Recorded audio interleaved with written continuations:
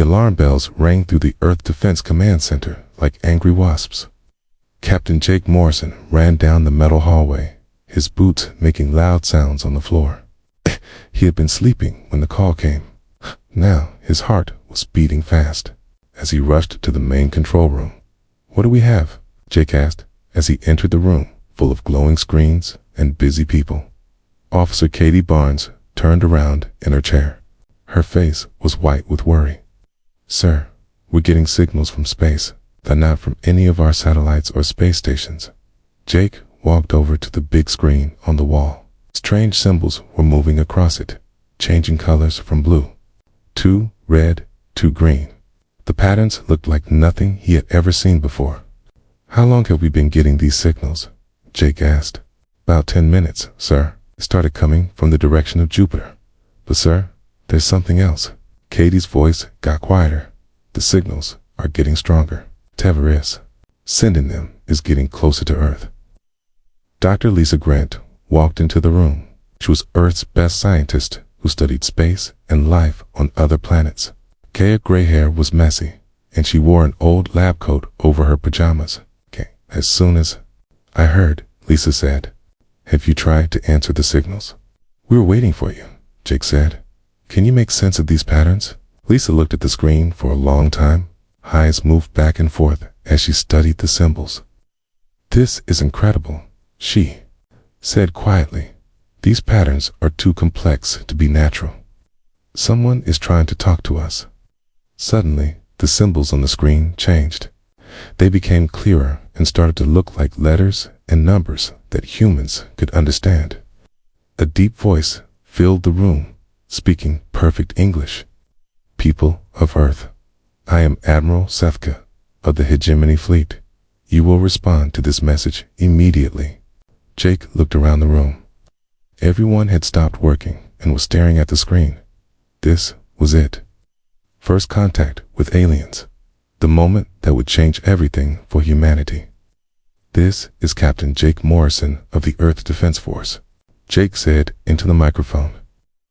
"We receive your message, Admiral Sethka." The screen flickered and then showed the face of an alien creature. It looked like a giant snake with arms and wore a dark uniform covered in strange metals. Its yellow eyes looked cold and mean. "So you can speak," Sethka said. His voice sounded bored. "Good. This will make things easier. I represent 12 advanced civilizations in this part of the galaxy. We are the Galactic Federation." "We are honored to meet you," Jake said, trying to be polite.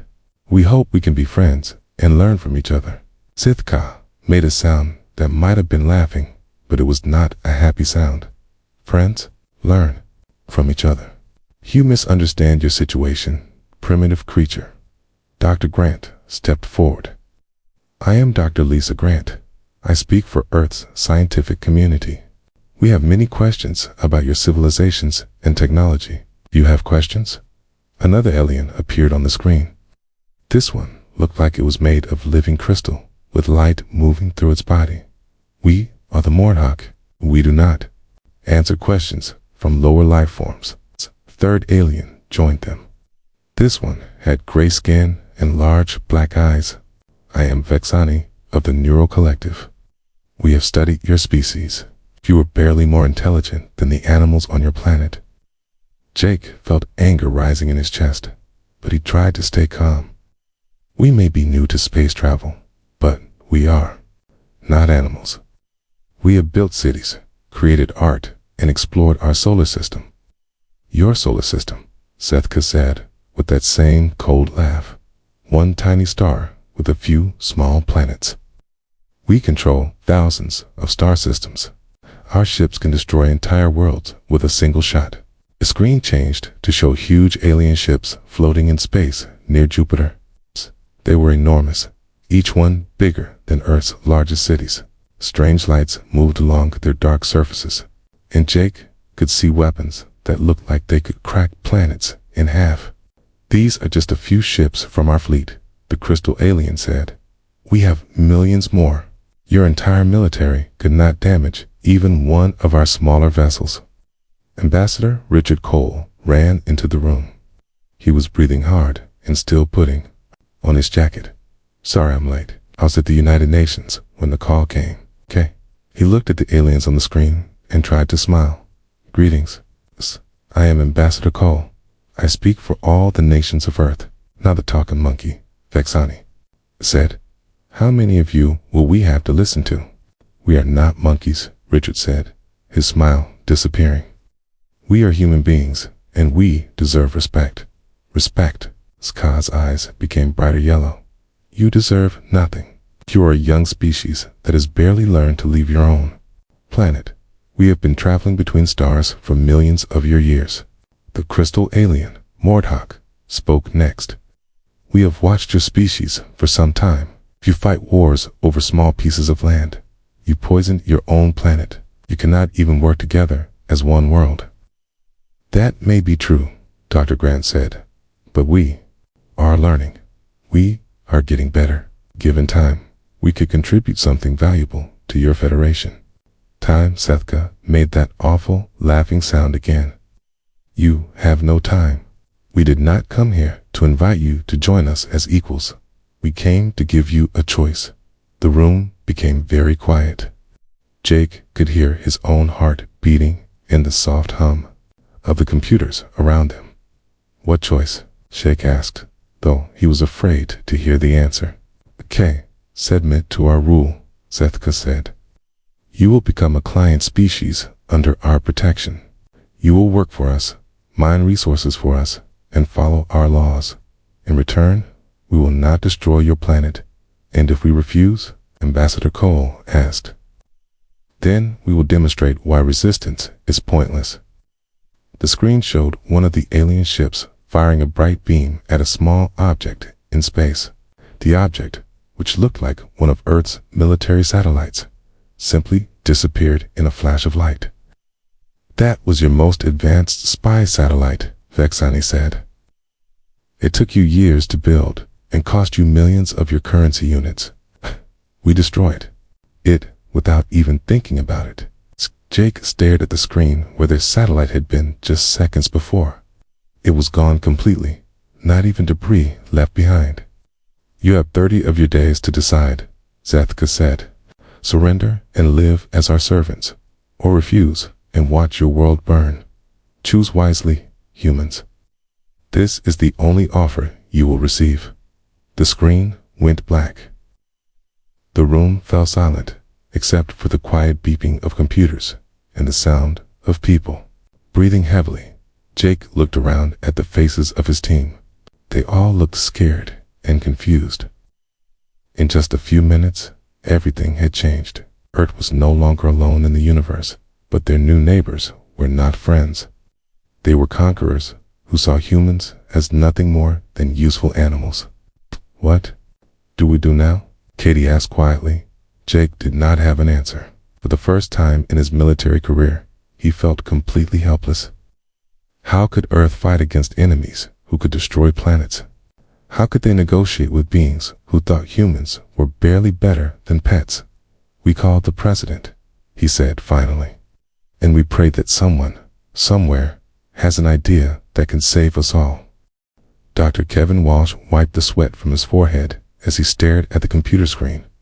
He had been working for 18 hours straight in the underground research station Omega, deep beneath the Rocky Mountains. The whole world was talking about the aliens, but Kevin had found something that might be even more important. "This doesn't make sense," he said to himself, looking at the strange readings on the screen. The numbers kept changing in patterns that seemed impossible. His computer was connected to sensors placed all around the world. These sensors were supposed to measure earthquakes and underground movements, but for the past 3 days, Day had been picking up something completely different. Kevin picked up his phone and called Colonel Amy Foster. She was in charge of security for all the secret research stations. "Colonel Foster here," came the voice through the phone. "Amy, it's Kevin. I need you to come down to level 7 right away and bring Dr. Steve Chen with you." "What's wrong? Is it about the alien threat?" "I think I found something that might be connected to the aliens, but it's been here much longer." than they have. 20 minutes later, Colonel Foster walked into Kevin's lab with Dr. Steve Chen, Earth's best geologist. Amy was a tall woman with short red hair and serious green eyes.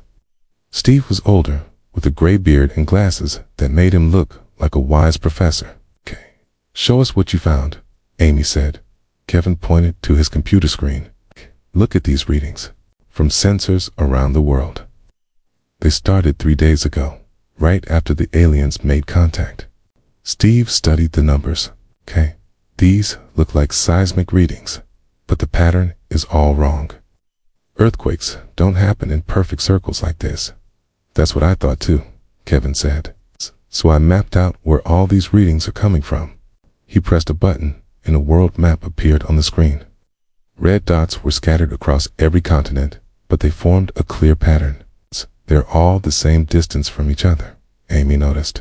"Like someone placed them on purpose." "Exactly. And they're all deep underground, about 2 miles down. I sent mining robots to check 3 different locations. What they found is incredible." Kevin showed them pictures from the mining robots. The images showed huge crystal formations deep in the earth. The crystals were perfectly clear and shaped like giant diamonds. They glowed with a soft blue light that pulsed like a heartbeat.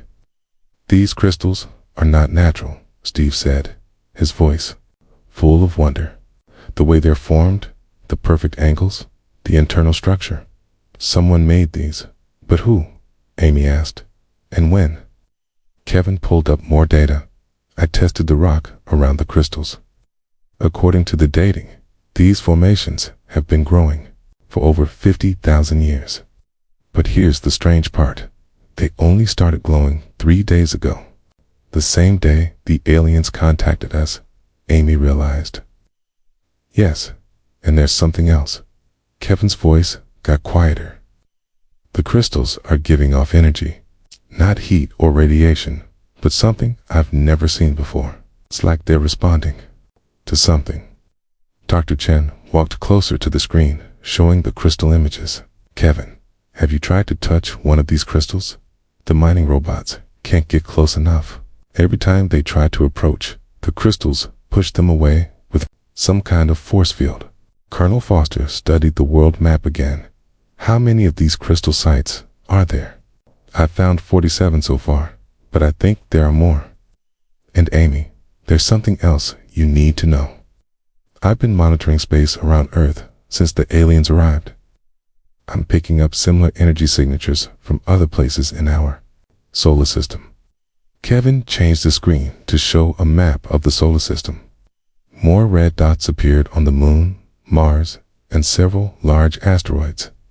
"The crystal network doesn't just cover Earth," Kevin said. "Keen, it extends throughout our entire solar system, maybe even farther." Amy sat down in a chair, looking overwhelmed. "So you're telling me that someone built a network of crystal technology throughout our solar system, okay? And it only activated when the aliens showed up." "That's exactly what I'm telling you." Steve was still looking at the crystal pictures. "Kevin, can you show me the internal structure of these crystals again?" Kevin brought up a detailed scan of one crystal. The inside was incredibly complex, with patterns that looked almost like computer circuits, but made of pure crystal. "This is technology," Steve said. "Advanced technology. But it's not human, and from what we've seen, it's not like anything the aliens have either." "So who built it?" Amy asked. "I don't know," Kevin admitted, "but I have a theory. What if there was another alien race here, long before humans evolved? What if they left this technology behind? But why would they leave it?" Amy asked. "And why is it turning on now?" Kevin hesitated before answering. "I think it's responding to us, to humans. The timing can't be a coincidence. The crystal stayed quiet for 50,000 years, and then, the moment another alien race threatens Earth, they wake up." Dr. Chen was studying the energy readings. "Kevin, this energy signature is unlike anything in our physics books. It's not electromagnetic, not nuclear, not anything we understand." "I know, but Steve, look at this." Kevin showed them a graph of the energy levels. The power output from these crystals is increasing every hour. At this rate, in a few days, they'll be producing more energy than all of Earth's power plants combined. Colonel Foster stood up. We need to tell the president about this immediately. Wait, Kevin said. There's one more thing. I've been trying to understand how the crystals work. I think they're not just power sources. I think they're weapons. Weapons? Amy asked. The energy they produce can be focused and directed. If I'm right, these crystals could be more powerful than anything the aliens have. Steve looked at the crystal pictures again. But how do we use them? We can't even get close to them. I'm not sure yet, Kevin said, but I have an idea. The crystals only started working when the aliens threatened us. Maybe they respond to human emotions or thoughts. Okay, it sounds like science fiction. 3 days ago, talking to aliens sounded like science fiction too, Kevin pointed out. Amy, we need to test this theory. Need to find volunteers who are willing to try approaching the crystals. It could be dangerous. It's more dangerous than letting the aliens destroy Earth. Kevin asked. Colonel Foster thought for a moment. Okay, but we do this carefully. Small teams, lots of safety equipment, and we stop at the first sign of trouble. There's one more thing, Kevin said. I've been analyzing the alien transmission from 3 days ago. Their technology operates on completely different principles from these crystals. It's like they come from different branches of science entirely. What does that mean? Steve asked. T means whoever built these crystals was more advanced than the current aliens, maybe much more advanced. Amy looked at the world map showing all the crystal locations. So you're saying that Earth might have been protected by some ancient alien race and their defense system is finally waking up. I think that's exactly what's happening, Kevin said. The question is, can we figure out how to use it before the aliens' deadline runs out? Dr. Chen stood up and stretched his back. How long do we have? Kevin looked at his watch. It's 26 days until the aliens expect our answer. But based on the energy readings, I think the crystals will reach full power in less than a week. Then, we better get started, Amy said. Kevin, I want you to pick the 3 closest crystal sites. We'll send teams to each one tomorrow. I'll start preparing the equipment tonight. As Kevin turned back to his computer, he felt a strange sensation. For just a moment, it seemed like the crystals on his screen pulsed brighter. It's almost like they were listening to the conversation. He shook his head and told himself it was just his imagination. But deep down, he had the feeling that the crystals were more than just technology. They were alive in some way. And they were waiting for humanity to discover their true purpose. The aliens thought Earth was helpless. They had no idea what was sleeping beneath the planet's surface, and neither did the humans. Yet, Sergeant Lisa Murphy stood at the edge of the deep hole in the Nevada desert. The drilling team had worked for 2 days to reach the crystal formation that Dr. Kevin Walsh had discovered. Now, she could see it glowing softly in the darkness below. You sure about this, Sergeant? Colonel Amy Foster asked through the radio in Lisa's helmet. Lisa adjusted the safety rope around her waist. As sure as I can be, ma'am. Someone has to be first. Lisa was a combat veteran who had served 3 tours in dangerous places around the world. She had volunteered to be the first person to try touching one of the mysterious crystals. The scientists said it might be dangerous, but Lisa was used to danger. She slowly descended into the hole on a rope. The crystal grew larger as she got closer. It was beautiful, like a giant diamond that someone had carved with perfect precision. The blue light, pulsing from inside, made her feel calm and warm. 50 feet from the crystal, Lisa reported. The force field that pushed away the robots isn't affecting me. That's interesting, came Dr. Walsh's voice through the radio. Keep going, but be careful. Lisa continued down until she was only 10 feet from the crystal. It was enormous, taller than a house and wider than a car. The light inside seemed to pulse faster as she got closer. It's beautiful, she whispered. The light is getting brighter. Lisa, we're reading some energy changes up here, Kevin's voice said. How do you feel? I feel, ... Good. Really good. Like the crystal is happy to see me. Lisa reached out her hand toward the crystal surface. Her fingers were only inches away when she stopped. What if this hurts me? She asked. Then we'll pull you up immediately, Amy said. But Lisa, if these crystals are really weapons that can help us fight the aliens, we need to know how they work. Lisa thought about her family back home. Her husband and 2 children were depending on her, just like everyone else on Earth. The aliens had given humanity less than a month to surrender or be destroyed. If these crystals could help save everyone, she had to try. She pressed her palm against the crystal surface. The moment her skin touched the crystal, everything changed. Golden light erupted from the crystal, so bright that the people watching from above had to cover their eyes. Lisa felt energy flowing through her body, but it didn't hurt. Instead, it felt like the crystal was sharing its power with her. Lisa, what's happening? Amy called out. I can feel it, Lisa said, her voice filled with wonder. The crystal is alive. Not alive like an animal, but alive like it has a purpose. And it's been waiting for us, waiting for humans. Yes, it's been waiting for someone to need its help. Someone who would use its power to protect others instead of to conquer.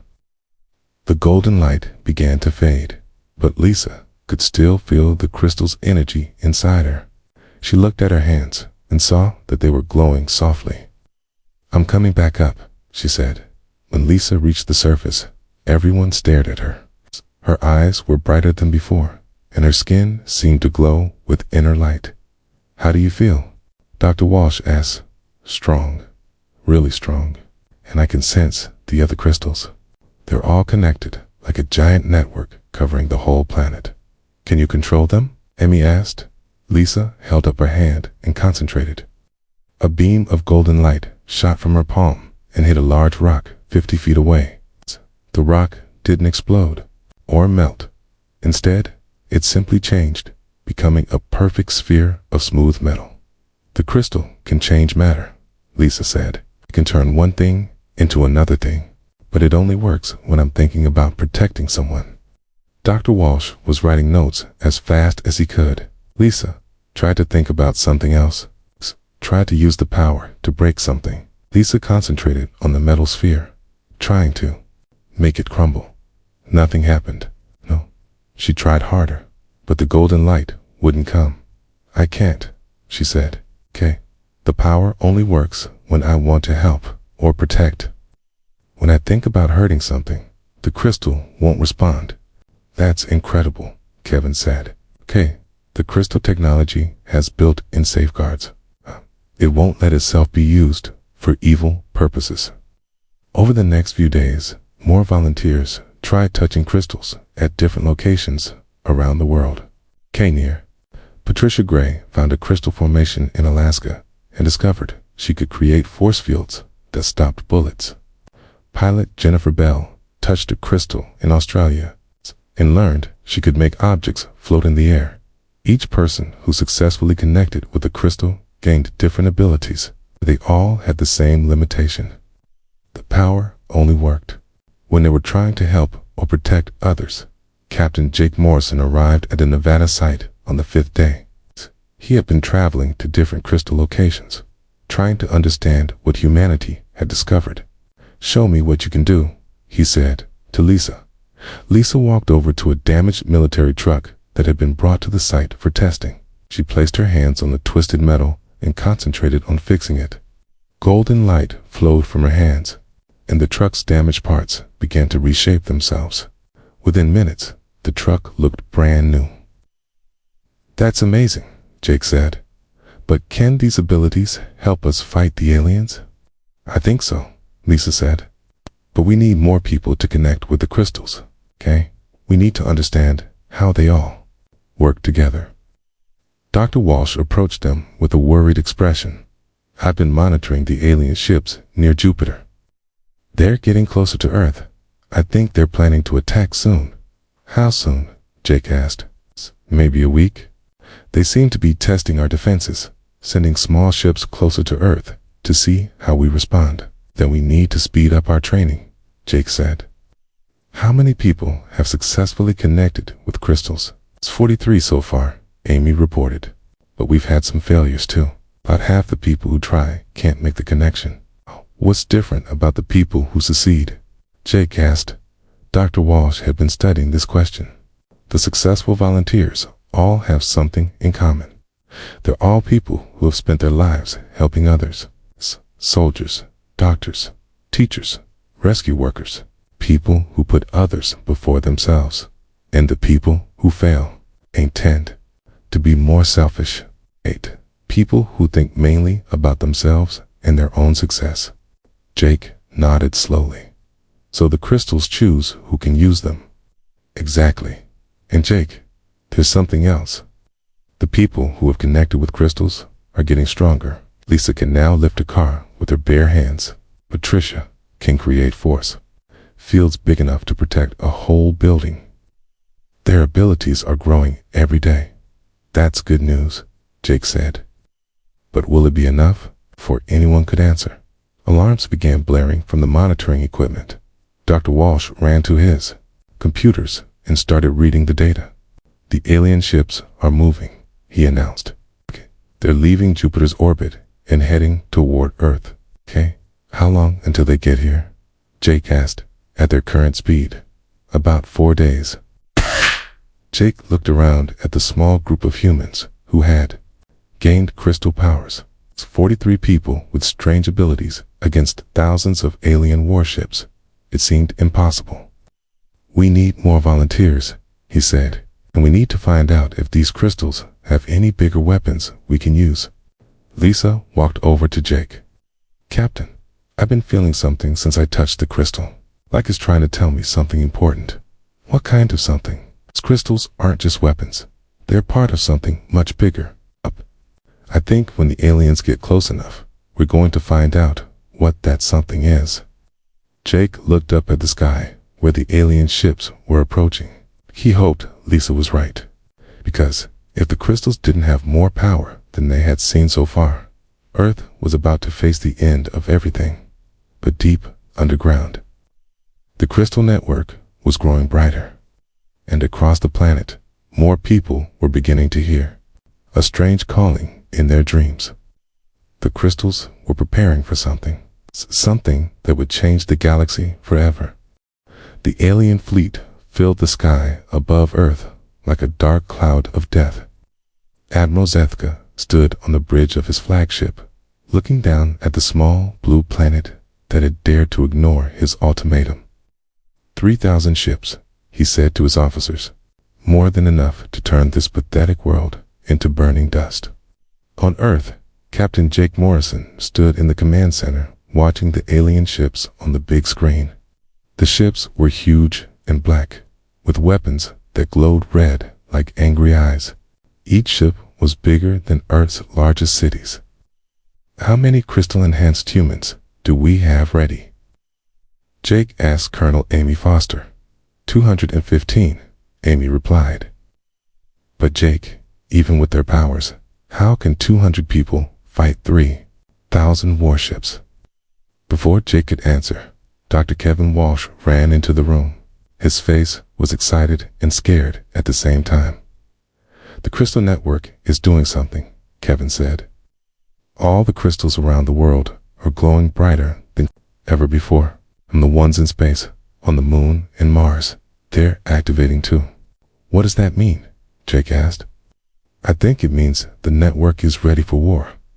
Outside, Sergeant Lisa Murphy stood next to a small fighter plane that had been modified with a crystal core. A crystal, about the size of a basketball, had been carefully placed in the plane's cockpit. Lisa could feel its power calling to her. Are you sure about this? Asked pilot Jennifer Bell, who was standing next to her own crystalline-enhanced plane. No, Lisa said honestly. We don't have a choice. Lisa climbed into her plane and placed her hands on the crystal. The moment she touched it, the plane began. to change. Golden light flowed over the metal, and the plane's shape shifted and grew. When the light faded, Lisa was sitting in something that looked more like a spaceship than a regular plane. "This is incredible," she said into her radio. "The plane feels alive now. I can sense everything around me." Jennifer touched her crystal and watched her plane transform too. "I can feel the other crystals," she said. "They're all connected, like parts of one giant machine." All around the world, crystal-enhanced humans were climbing into modified vehicles.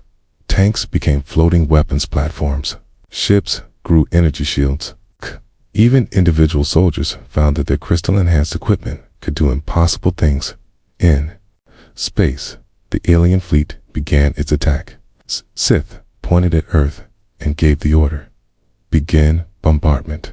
Show these humans what happens when they defy the Galactic Federation." Hundreds of alien ships fired their weapons at Earth, beams of red energy, each one powerful enough to destroy a mountain, streaked toward the planet, but the beams never reached the ground. As they entered Earth's atmosphere, the crystal network activated.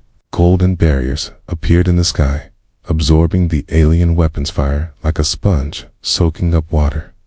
"Impossible," Zethka hissed. "Fire again.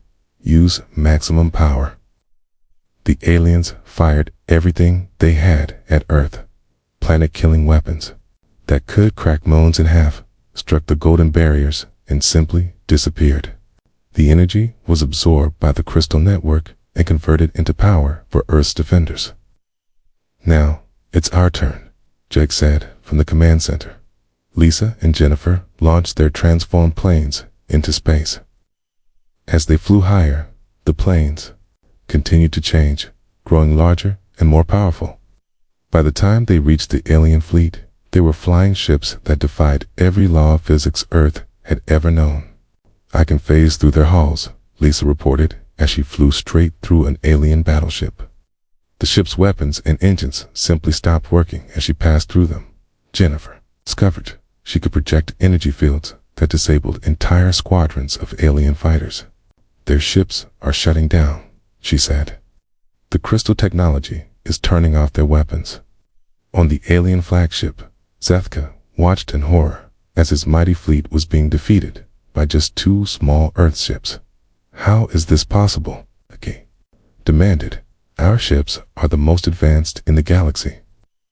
His science officer, a crystal being named Mordhak, was studying the energy readings. "Admiral, these humans are using technology we don't understand. It operates on principles that shouldn't exist. Then adapt our weapons. Find a way to fight them. I cannot. This technology is beyond our science. It's like they're using the fundamental forces of reality itself as weapons." Meanwhile, more crystal-enhanced humans were joining the battle. Engineer Patricia Gray, in a modified space station, was projecting massive force fields that protected Earth's cities. When alien ships tried to attack the planet directly, her weapons bounced off the barriers and hit their own ships instead. Private Dan Miller and Corporal Rhea Santos led ground forces equipped with crystal weapons. When some alien troops tried to land on Earth, they found themselves facing soldiers who could walk through walls and deflect energy blasts with their bare hands. "This is Lieutenant Commander Ryan Clark," came a voice over the radio. Ryan was flying a ship he had named Terra's Wrath. His crystal had transformed a simple transport ship into something that looked like it was made of living light. Approaching the alien command ship, Ryan reported, "I'm going to try something." Ryan flew his ship directly at Zethka's flagship. The aliens fired everything they had at him, but the energy beams passed right through his ship like it wasn't even there. "What kind of shields do they have?" Zethka screamed. "No shields," Mordhak replied. "The ship exists in a different phase of reality. Our weapons cannot touch it." Ryan's ship passed through the alien flagship's hull and materialized inside the ship's engine room. The crystal technology began to spread through the alien ship like golden veins, shutting down systems and disabling weapons. Attention alien fleet. Jake's voice came over all communication channels. This is Captain Morrison of Earth. Your invasion has failed. Surrender now, and we will not harm you. Never, Zethka replied. We are the Galactic Federation. We do not surrender to primitives. Then you leave us no choice. Jake said Dr. Susan Lee had been working with the largest crystal formation buried deep beneath Antarctica. When she placed her hands on the massive crystal and thought about protecting Earth, something amazing happened. The crystal network activated at full power. Golden energy reached out from Earth toward every alien ship in the fleet. The energy didn't destroy the ships, but it did something worse from the aliens' point of view. It began taking apart their technology, piece by piece. Weapons, systems shut down. Life support began failing. Navigation computers stopped working. Within minutes, the mighty Galactic Federation fleet was helpless. What are you doing to us? Zethka demanded. We're not hurting you, Jake replied. We're just making sure you can't hurt anyone else. Your ships will work well enough to keep you alive, but all your weapons are gone forever. On ships throughout the alien fleet, the same thing was happening. Soldiers found that their weapons had stopped working. Pilots discovered that their fighters could barely fly. The crystal network had reached across space and disabled every piece of military technology the aliens possessed. How? Mordhawk whispered. How can primitive humans control technology this advanced? Dr. Walsh had been studying the crystal network. During the battle, he thought he understood the answer. The crystals aren't human technology, he explained to Jake. They were left here by someone else, someone much more advanced than either humans or the current aliens, and they were programmed to activate when humanity needed them most. But why would they help us? Jake asked. Because we passed the test. The crystals only work for people who want to protect others, not conquer them. Whoever built this network was looking for a species that could use ultimate power responsibly. The battle was over in 6 hours.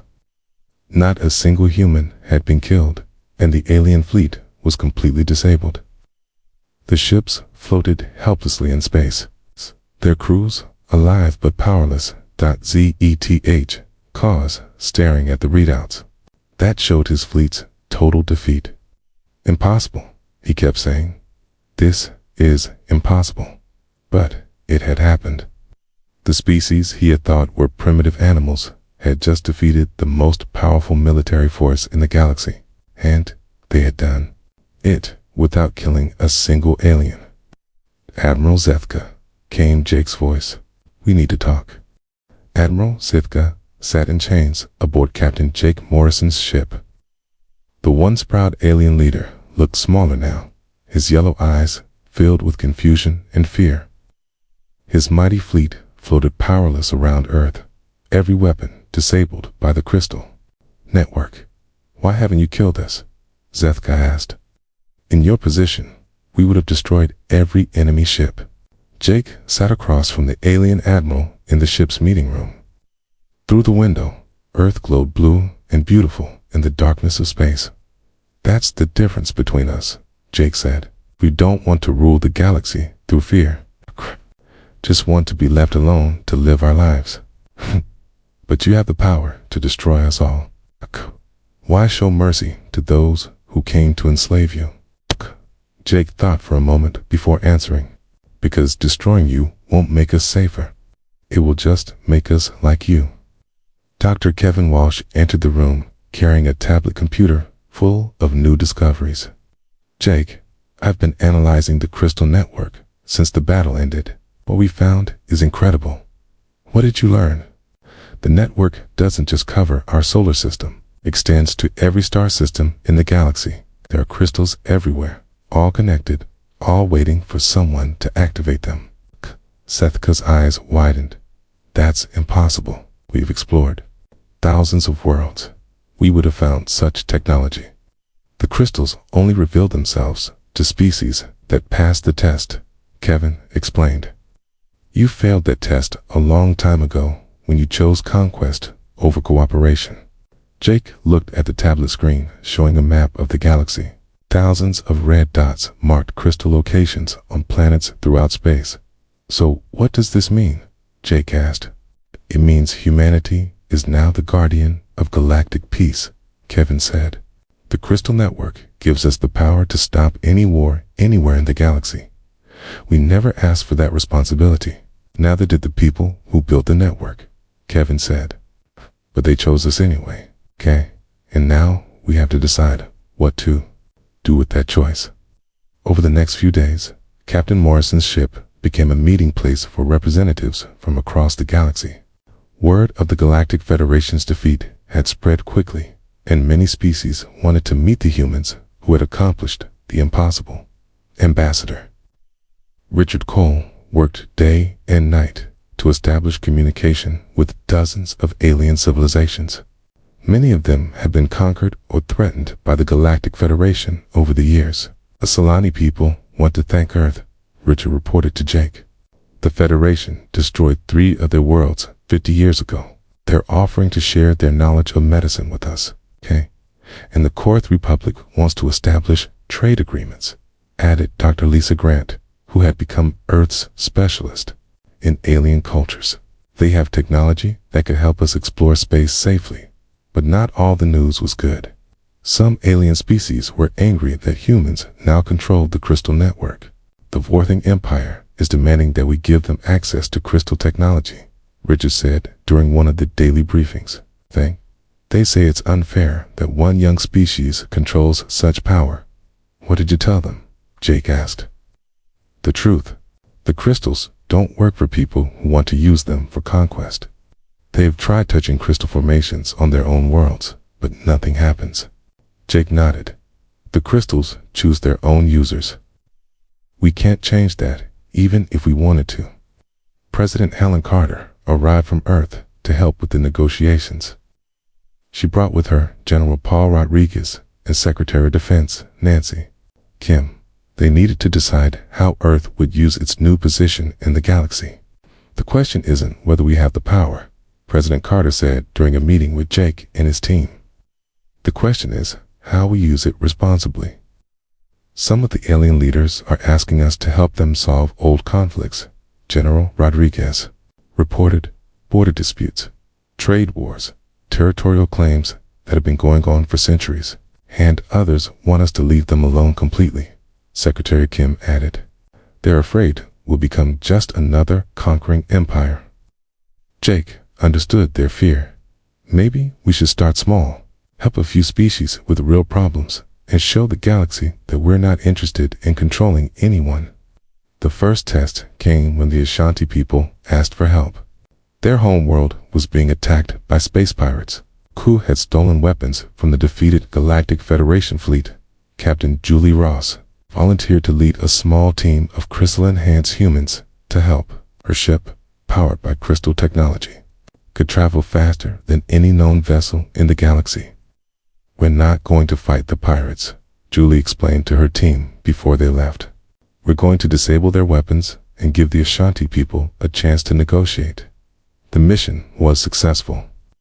Julie's team arrived at the Ashanti world and used the Crystal Network to shut down all the pirate weapons. The pirates, faced with ships that couldn't fight, agreed to return the stolen goods and leave Ashanti space. Word of the peaceful solution spread throughout the galaxy. Other species began asking for similar help with their problems. Sergeant Lisa Murphy led a team that helped stop a civil war on the planet Nexus. Engineer Patricia Gray assisted in rebuilding worlds that had been damaged by Federation attacks. Private Dan Miller and Corporal Maria Santos trained peaceful species to defend themselves without needing weapons. But the most important change came when Dr. Susan Lee made a discovery that shocked everyone. The Crystal Network is teaching us, she announced during a conference with Earth's leaders. Every time we use the crystals to help others, we learn something new. The network is sharing the knowledge of the people who built it. What kind of knowledge? President Carter asked. Medicine that can cure diseases we've never seen before. engineering that lets us build cities that float in the air, agriculture that can grow food on any planet. The network contains the accumulated wisdom of the most advanced civilization that ever existed. Jake realized what this meant. Okay, they're preparing us to take their place, to become the teachers and protectors they once were.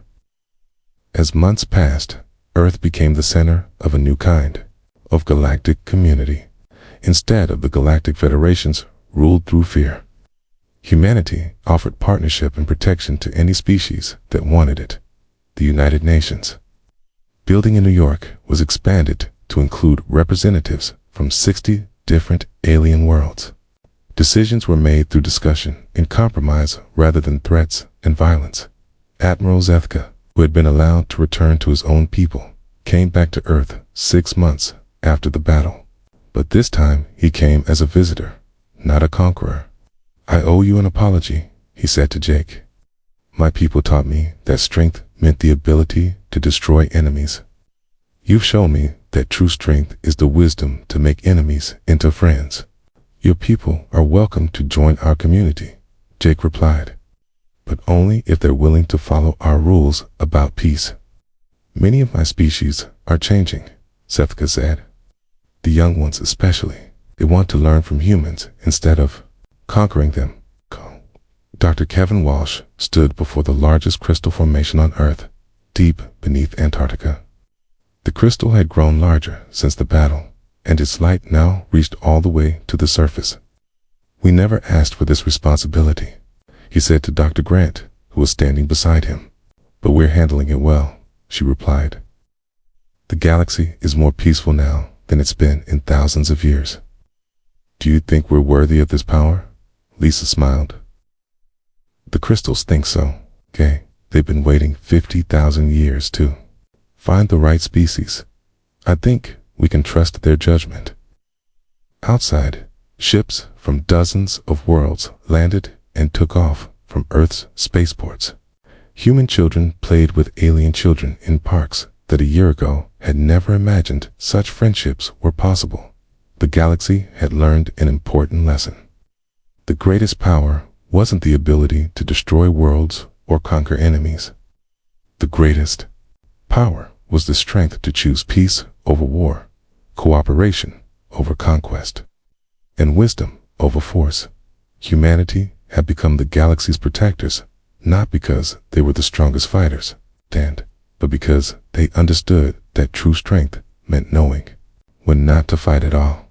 And across the stars, the crystal network hummed with approval. Ancient creators finally at rest, knowing their greatest creation was in good hands. Earth had proven that sometimes the most unlikely guardians make the best protectors.